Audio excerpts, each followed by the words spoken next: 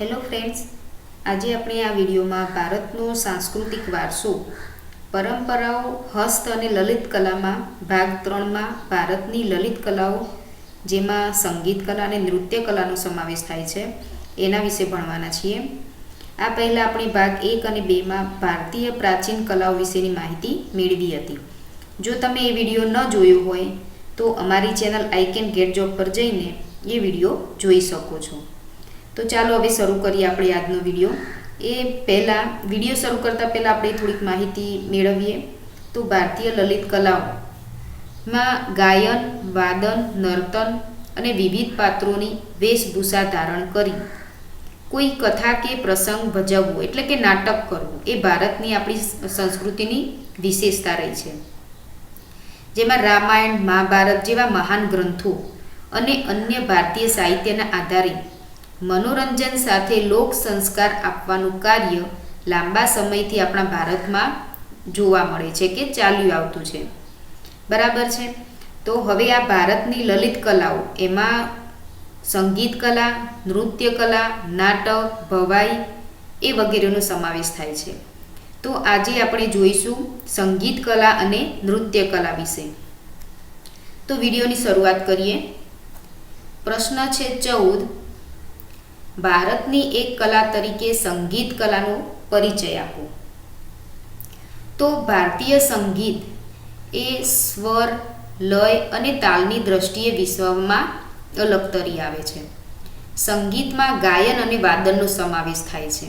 તો સંગીતમાં શેનો સમાવેશ થાય છે? ગાયન અને વાદનો, કે જેવા ગાવાનું હોય અને વાદન એટલે કે વગાડવાનું હોય. આપણા 4 વેદો પૈકી સામવેદ એ સંગીતને લગતો વેદ છે. તો આપણા જે 4 વેદો છે, ઋગ્વેદ, સામવેદ, યજુર્વેદ, અથર્વવેદ, એ પૈકીના 4 વેદો પૈકી આ જે સામવેદ છે એમાં શેને લગતો છે? તો સંગીતને લગતો છે. તો એમને સંગીતની ગંગોત્રી પણ કહેવાય છે. સામવેદને સંગીતની ગંગોત્રી તરીકે પણ ઓળખવામાં આવે છે. તો સામવેદમાં જે ઋચાઓ છે એમાં શું છે? તો સંગીત સાથે તાલબદ્ધ ગાવાની એની ઋચાઓનો સમાવેશ થયેલો છે. સા રે ગ મ પ ધ ની એ સંગીતના મુખ્ય 7 સ્વર છે. મિત્રો, તમને એવો પ્રશ્ન પૂછી શકે કે સંગીતને લગતો વેદ છે એ કયો છે? તો એનો જવાબ રહેશે સામવેદ. અને સંગીતના જે મુખ્ય સ્વર છે એ કેટલા અને કયા કયા છે? તો મુખ્ય 7 સ્વર છે: સા, રે, ગ, મ, પ, ધ, ની. ઓકે, ચાલો. હવે આપણા સંગીતને મુખ્યત્વે શાસ્ત્રીય સંગીત અને લોક સંગીત એમ 2 ભાગમાં વહેંચી શકાય. તો આપણા સંગીતના મુખ્ય 2 પ્રકાર કયા છે? એને કયા કયા ભાગમાં વહેંચી શકાય? તો મુખ્ય 2 પ્રકાર છે: શાસ્ત્રીય સંગીત અને લોક સંગીત. સંગીતના 5 રાગ છે. તો કયા કયા છે 5 રાગ? તો પહેલું શ્રી, દીપક, હિંડોળ, મેઘ અને ભૈરવી. તો એવો પ્રશ્ન અહીંથી બની શકે કે સંગીતના મુખ્ય રાગો કેટલા છે અને કયા કયા? તો મુખ્ય રાગ છે 5. કયા કયા? તો શ્રી, દીપક, હિંડોળ, મેઘ અને ભૈરવી. અને આ જે 5 રાગ છે મિત્રો, એ ભગવાન શંકરના પંચમુખેથી ઉત્પન્ન થયા છે એવું માનવામાં આવે છે. પ્રાચીન ભારતમાં સંગીત સંબંધી મુખ્ય 3 ગ્રંથો છે. તો સંગીત સંબંધી મુખ્ય 3 ગ્રંથો કયા? તો પહેલો છે સંગીત મકરંદ, સંગીત રત્નાકર અને સંગીત પારિજાત. બરાબર છે. હવે મિત્રો, તમને પરીક્ષામાં બધા જ ગ્રંથો વિશે લખવાનું ના પૂછે, ટૂંકમાં માહિતી પૂછે તો આપણે સંગીતને લગતી જે મેઇન વસ્તુ છે એટલી જ લખવાની છે. કદાચ પરીક્ષામાં એવો પ્રશ્ન પૂછે કે સંગીત મકરંદ અને સંગીત રત્નાકર એ ગ્રંથો વિશે માહિતી આપો, તો તમારે ફક્ત આ 2 ગ્રંથ વિશેની જ માહિતી આપવાની રહેશે. તો હવે સૌપ્રથમ આપણે ગ્રંથ જોઈએ સંગીત મકરંદ. તો સંગીત શાસ્ત્રના જ્ઞાતા પંડિત નારદે ઈસવીસન 900ના અરસામાં આ ગ્રંથ લખેલો, જેમાં 19 પ્રકારની વીણા અને 101 પ્રકારના તાલનું વર્ણન છે. તો આ સંગીત મકરંદ નામનો જે ગ્રંથ છે કોણે લખ્યો? તો જવાબ આવશે પંડિત નારદે. બરાબર છે. અને એમાં કેટલા પ્રકારની વીણા અને તાલનું વર્ણન કરવામાં આવ્યું છે? તો જવાબ રહેશે 19 પ્રકારની વીણા અને 101 પ્રકારના તાલનું વર્ણન છે. હવે બીજો ગ્રંથ છે સંગીત રત્નાકર. તો એની રચના કોણે કરેલી છે? તો પંડિત સારંગદેવ એમણે આ ગ્રંથની રચના કરેલી છે. અહીંથી એક પ્રશ્ન બને કે સંગીત રત્નાકર નામના ગ્રંથની રચના કોણે કરેલી? તો જવાબ રહેશે પંડિત સારંગદેવે. હવે દૌલતાબાદ એટલે કે દેવગીરી નિવાસી આ પંડિત સારંગદેવ છે, ક્યાંના નિવાસી છે? તો દૌલતાબાદ દેવગીરીના. હવે ત્યાંના નિવાસી હોવાથી તેઓએ ઉત્તર ભારત અને દક્ષિણ ભારતના સંગીતથી સુપરિચિત હતા. સ્વાભાવિક છે, આ જે ગ્રંથકાર છે જેમણે ગ્રંથની રચના કરી છે એ દૌલતાબાદ એ ત્યાંના હોવાથી એમણે ઉત્તર ભારત અને દક્ષિણ ભારતના સંગીતથી એ સુપરિચિત હતા, એટલે તેમણે આ સંગીત રત્નાકર નામના ગ્રંથની રચના કરી છે. હવે પંડિત વિષ્ણુ નારાયણ ભાતખંડે સંગીત રત્નાકરને ભારતીય સંગીતનો સૌથી વધુ પ્રમાણભૂત ગ્રંથ ગણાવે છે. અહીંથી પ્રશ્ન બની શકે છે કે ભારતીય સંગીતનો સૌથી વધુ પ્રમાણભૂત ગ્રંથ કયો અને એને કોણે લખ્યો છે? તો એ પ્રમાણભૂત ગ્રંથ બનશે સંગીત રત્નાકર.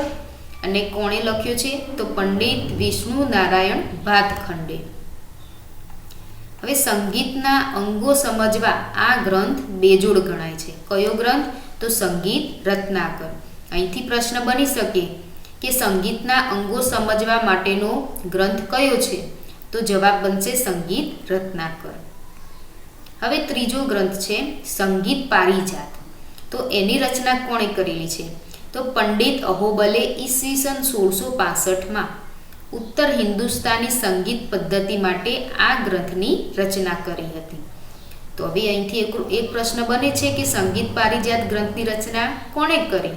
તો જવાબ રહેશે પંડિત અહોબલે. દરેક રાગ અન્ય રાગથી અલગ સ્વતંત્ર અસ્તિત્વ તથા વિશેષ હોવાનું તેમણે સમજાવ્યું. તો આ ગ્રંથમાં શું કર્યું છે એમણે કે દરેકનું જે રાગ છે એ અન્યથી અલગ છે, સ્વતંત્ર એનું અસ્તિત્વ છે, સ્વતંત્ર છે તથા વિશેષ અગત્યનું છે એવું તેમણે સમજાવ્યું છે. અને એમાં કેટલા સ્વરોનો ઉલ્લેખ કર્યો છે? તો 29 પ્રકારના સ્વરો એમને ગણાવ્યા છે. અલ્લાઉદ્દીન ખલજીના સમયના અમીર ખુસરો શાયરી અને સંગીતના પ્રદાનને લીધે તૂતીએ હિન્દ તરીકે વિખ્યાત પામ્યા. તો તૂતીએ હિન્દ તરીકે કોણ ઓળખાય છે? તો અલ્લાઉદ્દીન ખિલજીના સમયના જે અમીર ખુસરો છે એ તૂતીએ હિન્દ કહેવાય છે. તમને અહીંથી પ્રશ્ન પૂછે કે તૂતીએ હિન્દ તરીકે કોણ વિખ્યાત પામ્યા કે કોણ જાણીતું છે? તો અમીર ખુસરો. અને એવો પણ પ્રશ્ન બને કે અમીર ખુસરો એ કોના સમયમાં થઈ ગયા? તો જવાબ રહેશે અલ્લાઉદ્દીન ખલજીના સમયમાં. ભારતમાં 15મી અને 16મી સદીમાં થયેલા ભક્તિ આંદોલન સમયના સૂરદાસ, કબીર, તુલસીદાસ, ચૈતન્ય મહાપ્રભુ, મીરાબાઈ અને નરસિંહ મહેતાના ભજનો અને કીર્તનોથી ભારતમાં ભક્તિમય વાતાવરણ સર્જાયું.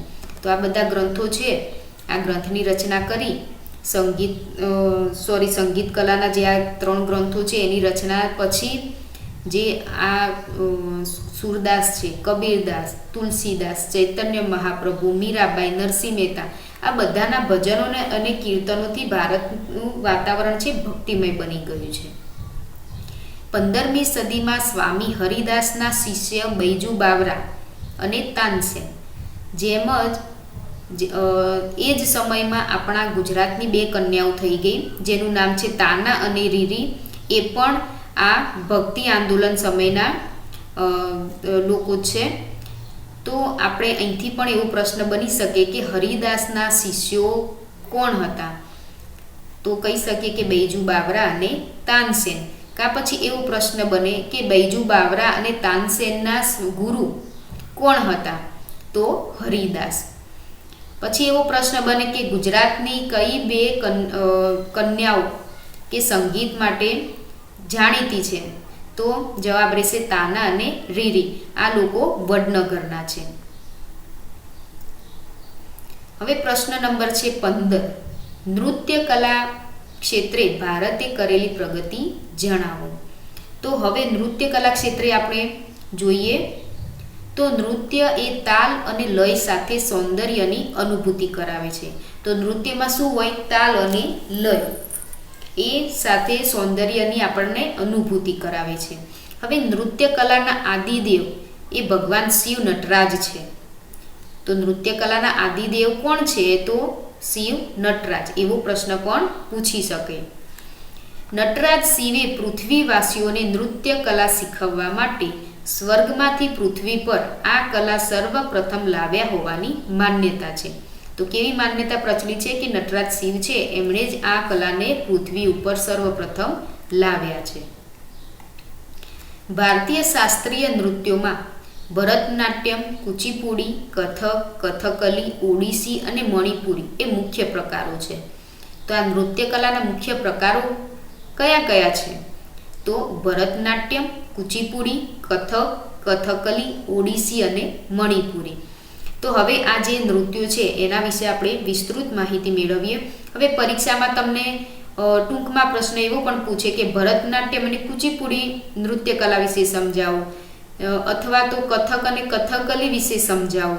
તો તમારે જે નૃત્ય માંગ્યા હોય એની જ માહિતી લખવાની રહેશે. હવે પહેલો છે નાટ્યકલાનો પ્રકાર કે ભરતનાટ્યમ. તો હવે ભરતનાટ્યમનો ઉદ્ભવ ક્યાંથી થયેલો છે? તો ભરતનાટ્યમ એ તમિલનાડુ રાજ્યનો તાંજોર જિલ્લો, એનો ઉદ્ભવ સ્થાન કયું છે? તમિલનાડુ રાજ્યનો તાંજોર જિલ્લો. હવે પ્રશ્ન બની શકે કે ભરતનાટ્યમનો ઉદ્ભવ ક્યાંથી થયેલો છે? તો તમિલનાડુ રાજ્યનો તાંજોર જિલ્લો. હવે ભરત મુનિએ રચેલ નાટ્યશાસ્ત્ર, નંદિકેશ્વર રચિત અભિનવ દર્પણ, આ બંને ગ્રંથો ભરતનાટ્યમના આધાર સ્ત્રોત છે. તો આ ભરતનાટ્યમ એ ક્યાંથી આવ્યું છે? તો એનો સ્ત્રોત કયો છે? તો ભરત મુનિએ કયું નાટક રચ્યું છે? નાટ્યશાસ્ત્ર. અને નંદિકેશ્વરે રચેલું છે અભિનવ દર્પણ. આ બંનેના જે ગ્રંથો છે એ એના આધારભૂત સ્ત્રોત કહેવાય છે. હવે અહીંથી તમને એક વાક્યમાં પ્રશ્ન પૂછે કે ભરત મુનિએ કયો નાટ્ય ગ્રંથ લખ્યો છે? બરાબર છે. તો જવાબ રહેશે નાટ્યશાસ્ત્ર. અને નંદિકેશ્વરે કયો ગ્રંથ લખ્યો છે? તો એનો જવાબ રહેશે અભિનવ દર્પણ. આ બંને એ ગ્રંથકાર અને એમને જે ગ્રંથ લખ્યા છે એ બંનેના નામ તમારે યાદ રાખવા પડશે.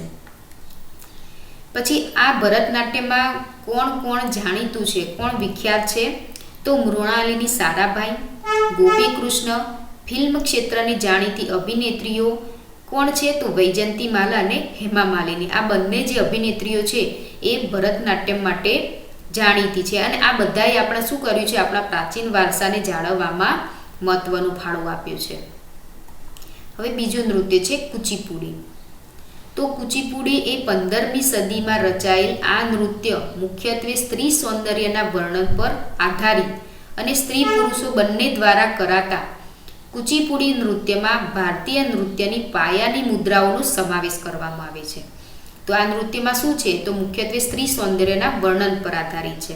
હવે એવો પ્રશ્ન પૂછી શકે કે સ્ત્રી સૌંદર્યના વર્ણન પર કયું નૃત્ય આધારિત છે? તો કુચીપુડી. હવે સ્ત્રી અને પુરુષ બંને દ્વારા કયું નૃત્ય કરાય છે? એવો પણ પ્રશ્ન પૂછાય તો એનો જવાબ રહેશે કુચીપુડી. તો આ નૃત્ય શું છે? સ્ત્રી સૌંદર્યના વર્ણન પર આધારિત છે અને આમાં સ્ત્રી અને પુરુષ બંને દ્વારા નૃત્ય કરાય છે. હવે આ નૃત્યનો ઉદ્ભવ ક્યાંથી થયો, કે આ નૃત્ય ક્યાંનું છે? તો આ નૃત્ય આંધ્ર પ્રદેશમાં વિશેષ પ્રચલિત છે. હવે અહીંથી પણ પ્રશ્ન બને કે કુચીપુડી નૃત્ય કયા રાજ્યનું જાણીતું નૃત્ય છે? તો જવાબ રહેશે આંધ્રપ્રદેશ. હવે ગુરુ પ્રહલાદ શર્મા, રાજા રેડ્ડી, યામિની રેડ્ડી, શોભા નાયડુ વગેરે જાણીતા નર્તકોએ આ શૈલીના પ્રાચીન વારસાને વિખ્યાત બનાવ્યો છે. તો કુચીપુડી નૃત્ય સાથે કોણ કોણ સંકળાયેલું છે? તે ગુરુ પ્રહલાદ શર્મા, રાજા રેડ્ડી, યામિની રેડ્ડી, શોભા નાયડુ. બરાબર, આ બધા જ કુચીપુડી નૃત્ય સાથે જોડાયેલા છે. હવે આપણે આગળ જોઈએ તો કથકલી નૃત્ય છે. તો કથકલી એ કેરળ રાજ્યનું પ્રચલિત નૃત્ય છે. તો એવો પ્રશ્ન થઈ શકે કે કથકલી કયા રાજ્યનું પ્રચલિત નૃત્ય છે? તો કેરળ રાજ્યનું. કથકલી શબ્દ પૌરાણિક મહાકાવ્યો મહાભારતના અને સંસ્કૃત મલયાલમ મિશ્રિત નાટકો કથકલી કહેવાય. તો કથકલી કેવી રીતે ઓળખાય છે?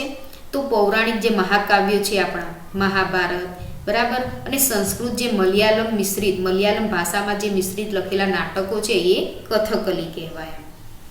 કથકલીની વેશભૂષા ઘેરદાર સુંદર કપડાવાળી હોય છે. આ લોકોની વેશભૂષા કેવી હોય છે? તો ઘેરદાર સુંદર કપડાવાળી હોય છે, જેમાં એ પાત્રોના ચહેરા ઉપર વિશિષ્ટ ચિત્રામણ કરેલું હોય છે, એટલે કે મુખાકૃતિ બનાવેલી હોય છે. આ નૃત્યમાં નટ કલાત્મક મુકુટ ધારણ કરી એક જ તેલના દીવાના તેજથી પ્રકાશિત રંગમંચ પર પોતાની સંગીતમય ઓળખ આપી ત્રણેય લોકના પાત્રોને ચહેરાના હાવભાવ અને હસ્ત મુદ્રાથી પ્રસ્તુત કરે છે. તો આ નૃત્યમાં શું હોય છે? તો એ લોકો કલાત્મક મુકુટ ધારણ કરે છે અને જે દીવાનું પ્રકાશિત હોય, અજવાળું હોય, એવી રીતે એ રંગમંચ ઉપર પોતાના સંગીતમય ઓળખ આપે છે. હાથની ને મોઢાની ને આંખની એવા કરામત દ્વારા, હાવભાવ દ્વારા એ પોતાનું સંગીતમય ઓળખ આપે છે અને ત્રણેય લોકના જે પાત્રો હોય એ ચહેરાના હાવભાવ અને હસ્ત મુદ્રાથી પ્રસ્તુત કરે છે. કેરળના કવિ શ્રી વલ્લથોડ સ્થાપિત કલામંડળમાં કથકલી, કે એમને જે સ્થાપેલું છે કલામંડળ કથકલી તરીકે, એ કોનું છે? તો વલ્લથોડે સ્થાપેલું છે.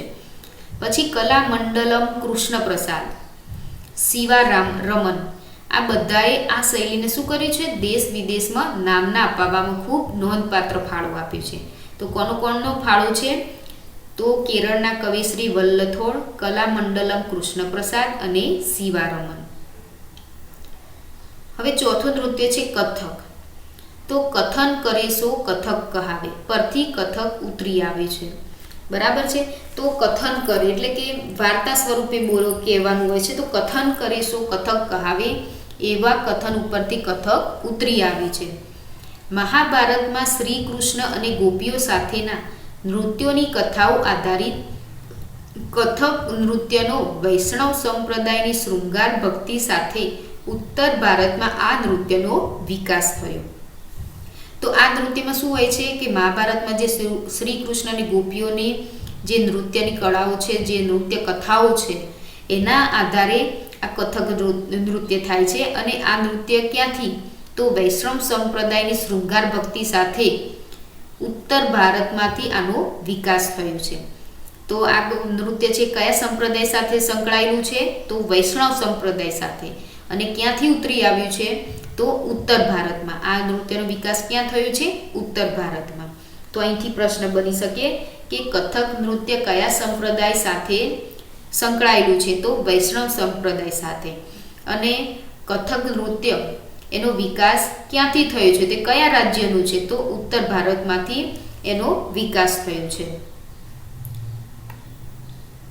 હવે આ નૃત્યમાં એક પગ પર ગોળ ગોળ ફરવું અને નૃત્યના પ્રસંગો પ્રદર્શિત કરવામાં આવે છે. આ નૃત્ય કેવી રીતે પ્રદર્શિત કરવામાં આવે છે?